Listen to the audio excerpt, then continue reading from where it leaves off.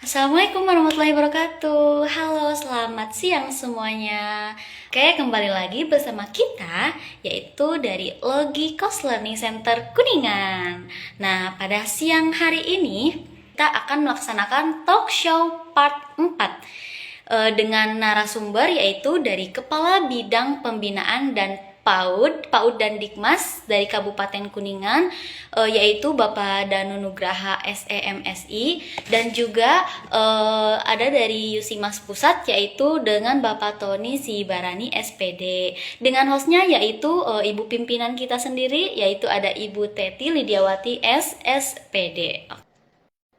Halo Bapak, selamat siang, selamat bergabung. Selamat siang, Bu Teti, hostnya juga ya, ceria semua. Ya, Ya, saya juga menyampaikan selamat ulang tahun ya buat Logikos Learning atau Yusimas Indonesia yang di Kuningan. Semoga tetap jaya, makin sukses untuk mencerdaskan bangsa, untuk membuat anak-anak di Kuningan lebih pintar lagi. selamat bergabung Pak Danu. Terima kasih di sela-sela kesibukan Bapak sudah menyempatkan join dengan kami. Sebentar ya Pak Tony, kita menyapa Silakan, Bu. kita menyapa Pak Danu terlebih dahulu. Pak Danu ini pembina kami kursus-kursus ya Pak. Iya, Bu. Terima kasih Ya, sudah diundang, Ibu. sama-sama. Pak Danu Nugraha SEMSI ini adalah seorang kepala bidang pembinaan PAUD dan Dikmas di Kabupaten Kuningan. Ya, mungkin saya perkenalkan dengan Pak Tony. Pak Tony ini salah seorang staf di Yusimas Pusat, Pak. Oh, Jadi kita ini anak buahnya nih, gitu, anak buahnya semua. Halo Pak di sini. Danu. Ya, jadi tadi Pak Tony sudah menceritakan bahwa Yusimas Indonesia ini ada dari sebelah utara sampai timur, barat sampai ke timur utara gitu Pak. Sekeliling Indonesia sudah ada, dan yang terbaru itu di Toraja. Ada kita di Toraja, ada di Jayapura, di Kalimantan, Sumatera, apalagi di Jawa. Banyak gitu. Sudah banyak ya, Bu. Ya. Hebat, luar Iya. biasa, Bu. Dan sudah tersebar di lebih dari 80 negara, Pak. Jadi walaupun di Kuningan kami bisa berkontribusi terhadap pendidikan anak-anak bangsa. Amin. Nah, iya. Sekarang kami ingin berbincang dengan Pak Danu. Pak, gimana nih peran kita Dikmas ini ya di Kabupaten Dari narasumber juga. Ini sebelumnya saya mohon maaf ya, Bu. Kebetulan baru sampai saya ini di Bandung, jadi agak telat untuk mengikuti join ke kegiatan ini. Tapi alhamdulillah ya ini kegiatan yang mungkin bagi kami di Dinas Pendidikan dan Kebudayaan kegiatan yang sangat memberikan manfaat ya untuk edukasi dan sosialisasi terkait pentingnya bimbel-bimbel sebagai bahan pengetahuan pendidikannya. Untuk selanjutnya tadi apa yang disampaikan bahwa di Kabupaten Kuningan khususnya ini yang terkait dengan bimbel-bimbel dan LKP yang resmi tercatat di kami ini kurang lebih sekitar 60 LKP ya. Di dalamnya juga bimbel-bimbel dan lain-lainnya. Dan ini menunjukkan dari tiap tahun ini progres kenaikan jumlah LKP, lembaga-lembaga kurs pelatihan ini dari tahun ke tahun ini terus meningkat, Bu, Bapak Ibu semuanya. Dan kami memandang keberadaan dari lembaga kursus ini tentunya ini banyak manfaat yang bisa kita dapatkan khususnya dalam menambah kemampuan mengasah skill para anak-anak didik yang ada di sekolah-sekolah yang mereka ikuti. Ini kami sangat merasakannya, cuma memang kami juga sedang menertibkan bimbel-bimbel yang memang dari sisi aturan ini kami belum mendapatkan laporan yang seutuhnya, mempunyai belum legalitas yang utuh, karena ini berdasarkan rekomendasi dari izin-izin Kementerian dari Pendidikan dan Kebudayaan bahwa semua lembaga kursus bimbel ini wajib mengikuti aturan yang sudah berlaku. Jadi memang ini harus ada di dalam izin Dinas Pendidikan dan Kebudayaan Kabupaten Kuningan, Bu. Dan insya Allah sudah edaran dari Kementerian Pendidikan ini akan ada, dan insya Allah bagi yang belum mengantongi izin dari Dinas Pendidikan ini kami akan tertibkan. Alhamdulillah dengan Logikos kita, kalau nggak salah tahun kemarin juga kita ada acara sama dengan Ibu, dan ini luar biasa ya. Kalau nggak salah waktu itu ada kegiatan lomba menyanyi bahasa Sunda juga. Ya. Saya sangat apresiasi ya dulu dari Dinas Pendidikan juga sangat mengapresiasi kegiatan itu, dan manfaat yang kami rasakan bagi anak-anak karena kita juga ada jenjang PAUD, SD, SMP. Ini kegiatan seperti inilah yang memang ini harus terus dikembangkan, kegiatan-kegiatan untuk mengisi kekosongan waktu dari anak-anak ini, karena seperti yang kita ketahui ketika anak-anak sekolah, anak-anak PAUD pulang sekolah, ini yang dampak yang dikhawatirkan mereka lebih senang gitu dengan bermain HP, bermain gadget. Ini dampaknya banyak hal yang memang ini dirasakan, ini mempunyai dampak yang negatif, dan adanya kursus-kursus ini akan sangat membantu mengisi anak-anak ini dalam kaitan memanfaatkan waktu mereka untuk menambah pengetahuan. Seperti itu, Bu. Dan kami merasakan ya, khususnya untuk kami di bidang PAUD, ini meminta kepada semua lembaga-lembaga kursus, bimbel, agar dalam memberikan materi-materi pembelajaran juga disesuaikan dengan kapasitas anaknya. Ya, seperti jenjang PAUD kan ini dari kapasitas otak anak juga berbeda dengan jenjang usia SD, SMP. Mereka memang sangat membutuhkan metode untuk diberikan pembelajaran dengan cara-cara bermain. Saya itu mungkin yang sering kami lakukan itu. Mereka juga tentunya mempunyai talent-talent, bakat-bakat ya. Barangkali juga mereka anak-anak juga ada mempunyai bakat untuk kalistu, untuk membaca.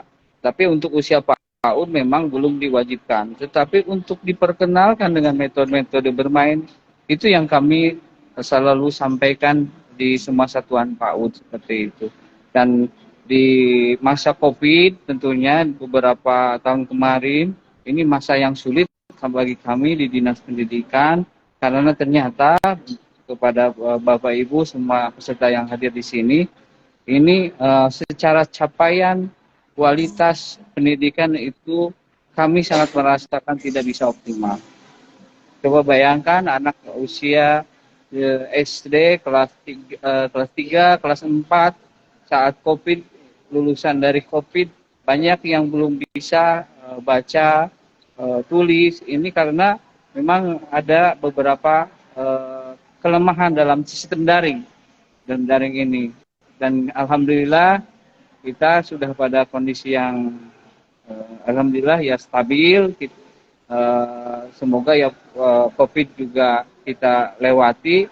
Ini kita mulai berusaha ini agar anak-anak dengan metode kurikulum Merdeka Belajar diharapkan bisa beradaptasi dengan masa peralihan ini dari masa COVID ke masa normal ini.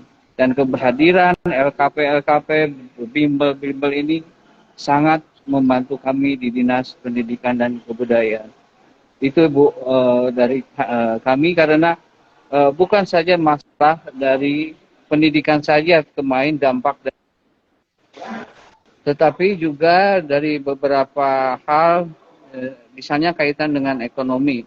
Juga kami juga masalah kursus, LKP, bimbel-bimbel juga kami juga mengedukasi anak-anak putus sekolah, Bu. Mereka yang menginginkan keahlian agar mereka juga ketika mereka putus sekolah juga bisa menyalurkan bakat-bakat mereka melalui kursus-kursus yang sudah kami siapkan. Alhamdulillah, tiap tahun kami sudah mempunyai banyak SDM hasil dari bimbel-bimbel kursus-kursus yang sudah kami mempunyai izinnya, dan mereka mempunyai usaha akhirnya setelah mengikuti bimbel kursus-kursus yang sudah kami siapkan tersebut. Dan untuk kursus-kursus untuk anak-anak usia SD, SMP, dan PAUD juga, ini juga kami tetap mengevaluasi, melihat bagaimana capaian pembelajarannya, apakah sesuai dengan kurikulum yang berlaku atau seperti apa, dan kita tetap awasi agar memang capaian tumbuh kembang anak khususnya ini dapat maksimal juga, seperti itu. Mungkin itu yang bisa saya sampaikan terkait dengan keberadaan kursus-kursus yang ada di Kabupaten Kuningan itu, Bu. Mungkin ada yang lain, kita mangga di diskusi. Iya, terima kasih Pak Danu. Betul, memang kita pertama sebagai lembaga tentu kita harus taat kepada aturan yang berlaku ya Pak ya, karena itu kami juga yuk semua pemilik kursus.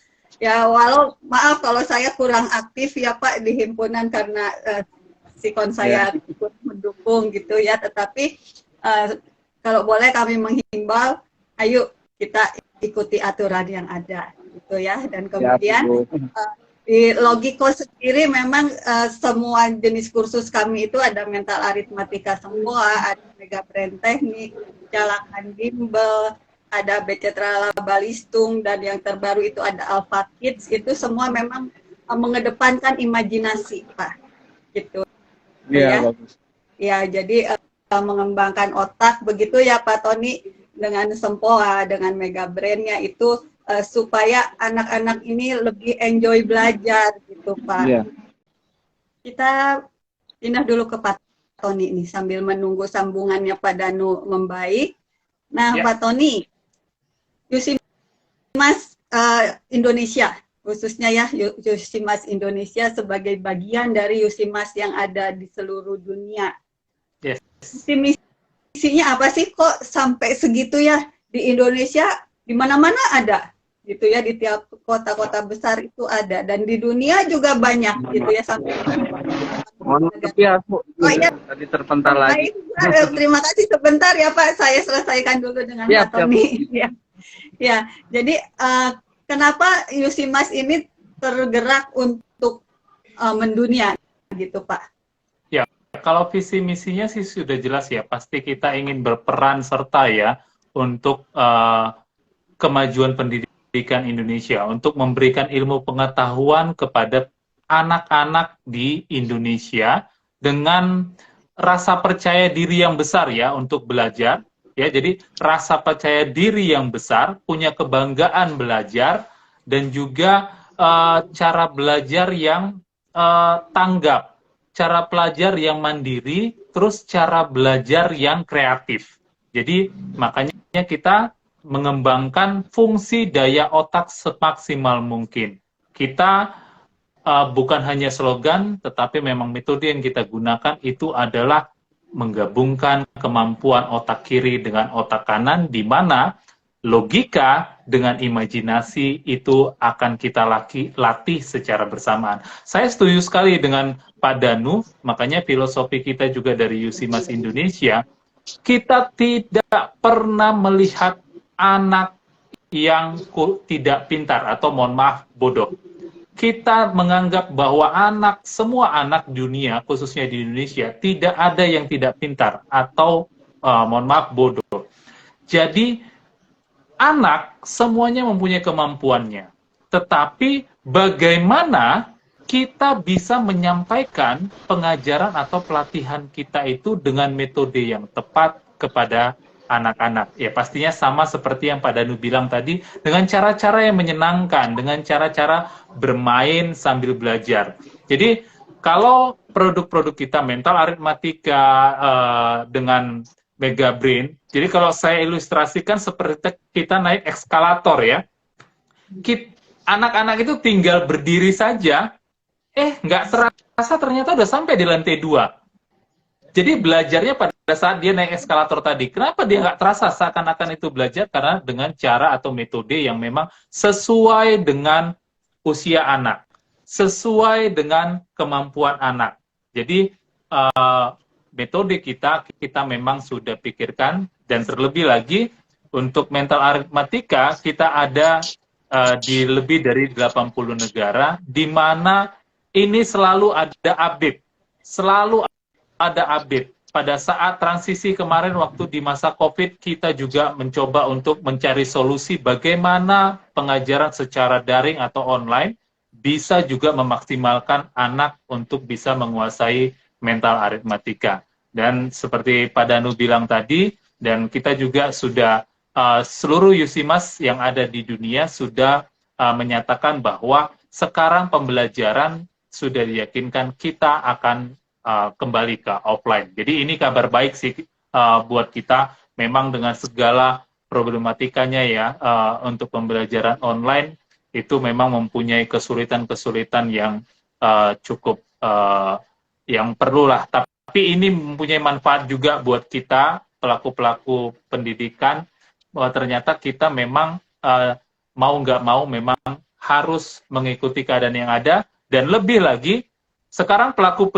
pendidikan sudah lebih melek teknologi, dan ini bermanfaat sekali untuk pembelajaran kedepannya buat anak-anak. Ya, begitu Bu Teti. Ya, terima kasih Pak Tony. Ya, untuk yang sudah join, jika akan mengajukan pertanyaan atau ingin berinteraksi dengan narasumber kita, silakan ketik di kolom chat atau di komen juga boleh. Ya, saya kembali dulu sama Pak Danu sebentar ya Pak Tony. Nah, selama COVID kemarin ya Pak, tentu kita semua tertatih-tatih nih gitu ya Pak ya. Tetapi kita juga jadi ternyata terbantu jadi melek teknologi nih gitu ya Pak. Iya Bu. Seperti saya yang gaptek, tentu dengan tergagap-gagap harus bisa mengikuti perkembangan zaman gitu ya Pak. Nah, tentang perkembangan zaman ini Pak, kalau yang Bapak lihat di kabupaten terhadap siswanya ini seperti apa ya Pak ya? Oh ya, siap Ibu. Makasih ya atas pertanyaannya. Jadi memang ini juga terkait dengan kemarin kita memang dihadapkan dengan COVID. Di situ sisi juga memang ini kita sangat merasa prihatin dengan capaian prestasi anak ya, dengan kualitas anak. Tapi di sisi lain juga akhirnya di satu sisi kita juga ada dampak positif yang tadi Ibu sampaikan. Alhamdulillah guru-guru dan orang tua jadi melek teknologi Bu. Karena mungkin mereka juga daring, diberikan materi dari guru, mereka juga tidak mau dipaksakan untuk mengenal teknologi. Jadi ini sangat banyak manfaatnya juga. Dan untuk para peserta didik memang mulai dari jenjang PAUD, SD, SMP, kita memang untuk basis IT sudah kami berikan fasilitas-fasilitas ya.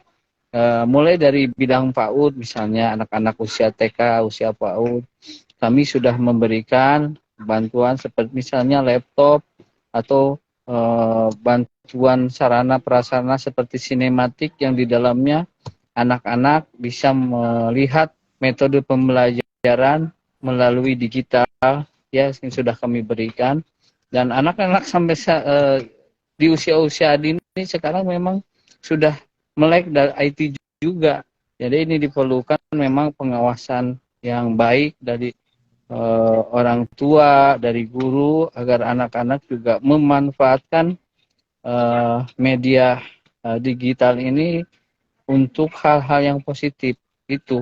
Jadi memang kami tekankan para guru, para tutor semuanya, dan mensosialisasikan kepada orang tua melalui kegiatan-kegiatan parenting agar anak juga diberikan pengawasan terkait penggunaan gadget. Dan kita sampaikan akan lebih baik lagi misalnya dalam menggunakan IT ini, HP misalnya gadget untuk anak ini juga bisa dijadwalkan oleh orang tua. Ini agar bisa mengatur waktu anak, kapan harus belajar, kapan harus bermain, itu bisa dimaksimalkan seperti. Yang intinya memang perubahan tidak bisa kita hindari, Ibu, di dunia pendidikan, dan kita menyesuaikan dengan perubahan-perubahan yang ada, tetapi perubahan-perubahan yang positif, termasuk arus digitalisasi. Kami sudah membuat banyak aplikasi bekerjasama dengan Kementerian Pendidikan dan Kebudayaan, bagaimana ini capaian proses kurikulum ini bisa sampai ke anak-anak melalui media aplikasi, misalnya di anak usia PAUD kita juga ada aplikasi untuk belajar anak dan lain-lainnya. Itu dalam rangka tadi yang disampaikan narasumber juga, metode pembelajaran yang menarik itu, ya Bu. Itu mungkin ini terkait dengan IT ya. Kami sudah banyak hal, dan memang tiap satuan pendidikan juga sudah bisa menyesuaikan terkait dengan perubahan yang ada. Dan kami lakukan BIMTEK juga pada para guru, operator juga, operator sekolah, agar mereka juga dalam kaitan dengan perkembangan aplikasi ini, mereka juga bisa mengikuti dengan baik gitu, Bu. Itu mungkin, Bu. Iya, Pak. Perkembangan teknologi memang suatu yang tidak terelakkan. Begitu juga kita di USIMAS ya, Pak Tony ya. Sekarang sejak pandemi kita lomba juga ada online, Pak. Benar. Online semua ya, Bu. Iya, lombanya online semua. Sebenarnya ada untungnya juga gitu ya. Kita bisa menghemat waktu, nggak perlu repot bolak-balik, tetapi ada saat kita rindu bertemu gitu ya, karena ternyata perjumpaan itu suatu hal yang tidak tergantikan oleh teknologi, begitu ya Pak. Nah, iya Bu. Iya, jadi tetap kita juga anak-anak terutama pada minta masuk kursus gitu. Ya, mudah-mudahan saja semua berjalan dengan baik dan kita semua sehat gitu ya. Amin. Tentang program USIMAS sendiri ke depan nih Pak, ke depan setelah ada pandemi, kemudian sekarang kita balik offline lagi, program USIMAS sendiri itu seperti apa? Ya, tentunya kalau ke depan sih kita akan lakukan update-update ya, dengan mengikuti juga. Memang sekarang seperti tadi melek teknologi, jadi sekarang era digitalisasi. Jadi kita untuk ke depan memang mencoba untuk mengimbangi minat anak-anak ya di era digitalisasi. Jadi cara pembelajaran kita juga kita akan barengi juga dengan digitalisasi. Jadi bagaimana mereka bisa tetap disiplin belajar, mereka bisa fun, bisa menyenangkan belajar, dibarengi juga dengan teknologi. Jadi nantinya belajar bukan hanya mengerjakan kertas, karena itu memang masih sangat diperlukan. Bagaimana latihan atau belajar tidak langsung dia coret-coret atau menggunakan pulpen atau yang lain, tetapi kita juga perlu imbangin dengan minat mereka di digitalisasi sekarang. Jadi aplikasi, gadget, atau laptop. Mungkin laptop juga sekarang udah mulai tertinggalkan ya. Sekarang ini anak-anak sudah gadget. Oh, gadget itu udah HP ya. HP itu udah luar biasa. Jadi memang mau nggak mau kita bukan menggantikan, tetapi kita mengimbangi cara belajar dengan digitalisasi dengan cara yang sebelumnya sudah kita lakukan. Begitu Bu Tesi. Oke, terima kasih Pak Tony sudah bersedia join dengan kami. Dan terakhir mungkin saya kembali kepada Nu sebelum kita lanjutkan pengundian giveaway ya, masih ada 4 atau baru 1 yang keluar gitu. Pak Danu nih, gimana harapan Bapak terhadap kami khususnya pelaku pendidikan ya, pendidikan masyarakat? Ya Bu, kami yang mewakili Dinas Pendidikan dan Kebudayaan, ya kami sangat berharap banyak dari support dari sistem dari ormit-ormit kami pendidikan. Ya, tampaknya Pak Danu ada kendala sinyal juga. Iya Bu, Ya, jadi kami sangat terbantu dengan adanya keberadaan dari bimbel-bimbel yang ada ini guna meningkatkan keterampilan, keahlian, inovasi daripada anak-anak, karena mungkin di sekolah ini mereka diberikan pembelajaran secara standar dan tidak mengikuti metode pola-pola bagaimana ini